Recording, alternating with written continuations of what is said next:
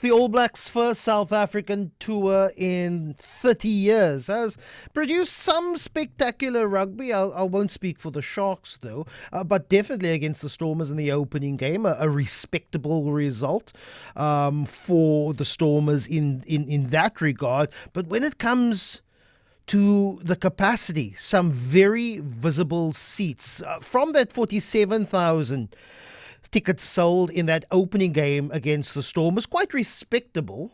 85% capacity at the DHL to around the 14,000 in Durban, 30,000 at Loftus at the weekend. But remember, it's a Saturday, 7 p.m. prime time against the All Blacks. But only about 60% of tickets sold in that game against the Bulls. So are high ticket prices keeping fans away? Or are supporters simply less interested in seeing the provincial sides without the Springbok stars? We're looking at second, if not even third string provincial sides, franchise sides playing the All Blacks. Nqobile Ndlovu, sports economist at Cash and Sport. Good morning, Nqobile. When you look at those empty seats there, what's the biggest issue for you? Ticket prices? Is the product on the field or the way this tour has been marketed? Good morning, Lester. It's been a while. I don't think the way that the tour's been marketed is much of is that much of a problem. But I think there's two factors. I think the one is the makeup of the teams, and if you look at what's happening in the Currie Cup, it kind of gives you a hint as to what people are willing to pay to watch, because the teams in the Currie Cup are very reminiscent of the teams that are showing up against the All Blacks, and they're not great teams. I think Cape Town had an exception in the fact that there's almost a home away from home for the All Blacks with the domestic kind of All Black love there. But outside of that, I think the other issue is the midweek games in really extremely cold weather in some instances, especially I think there was the second game which is really cold. Yeah. Yeah, and I can appreciate that for Durban last Tuesday. Cold spell on a Tuesday night.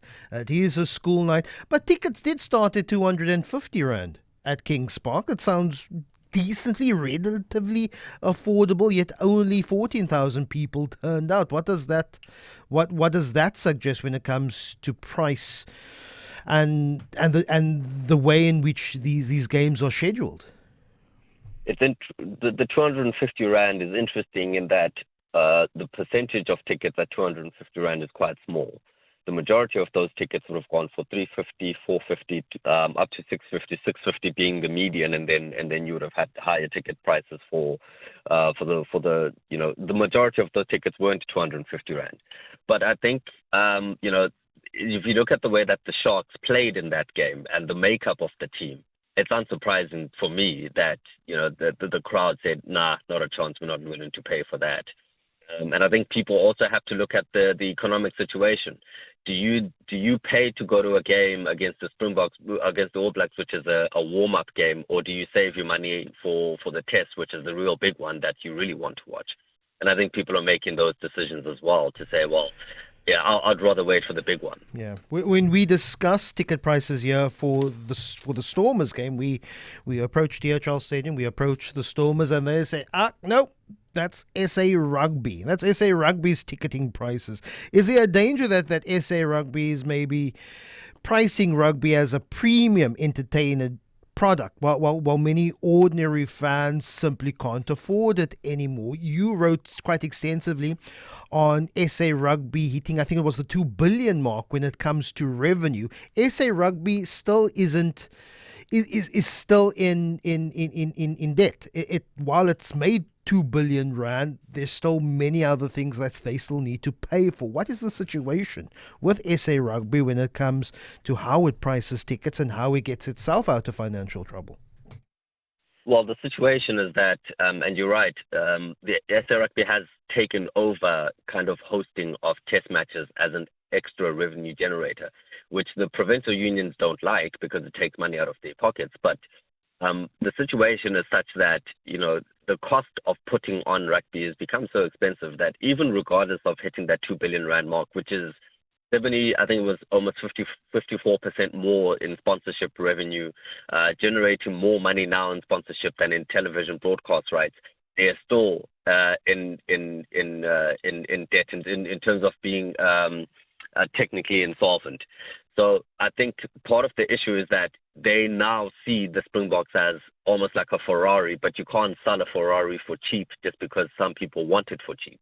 They want the premium product, and they view that the people will pay. And I foresee that the matches against the All Blacks where the Springboks do play before, and that's what they foresee coming. And I think they're saying, well, we're willing to take the risk. And there's no problem in selling out games when it comes to the Springboks. I know Cape Town is completely sold out. There's a fraction of tickets available, probably at the high selling point for the other tests. But Cape Town is sold out. When you're selling the Springboks, then South Africans are seemingly willing to pay. And SA Rugby knows this. Over 90% of all SA Rugby revenues generated from the Springboks. So ultimately, yes, it's great if they sell out, against the Bulls and the Lions and others. But really what they want is to sell out against the Springboks, and that's what they'll probably get. And for them, it'll be job done. We've made more money than we expected to make with these other union games. We're going to make our top dollar with the Springboks, and we'll go home with a good checkbook. Then why not from the start price midweek games at reasonable prices? If you knew you were going to make a loss, why not just say flat fee, 200 Rand a ticket for all seats? You'll get on average maybe about 70-80% capacity at a flat fee, 200 Rand. At least you're building the marketing, because we're seeing the results with our eyes on the TV, but also you're creating the memories and you're creating that tradition. And I think that is what's maybe being lost here. We're sacrificing the tradition of particularly tours on what the importance of those midweek games are, instead of just saying we're banking everything on the box. Yeah, SA Rugby has said that they are looking at the pricing strategy, but I'd be quite surprised if it changed. And I think part of the reason is exactly as I said earlier. The view is that the Springboks or SA Rugby as a product, as a union, as a premium product, and that they want people to be paying what they feel the product is worth. Because also this tour, it's in and of itself, getting the chance to see the All Blacks and so on, is a premium experience according to them. I mean, you are watching the first team kind of All Blacks playing.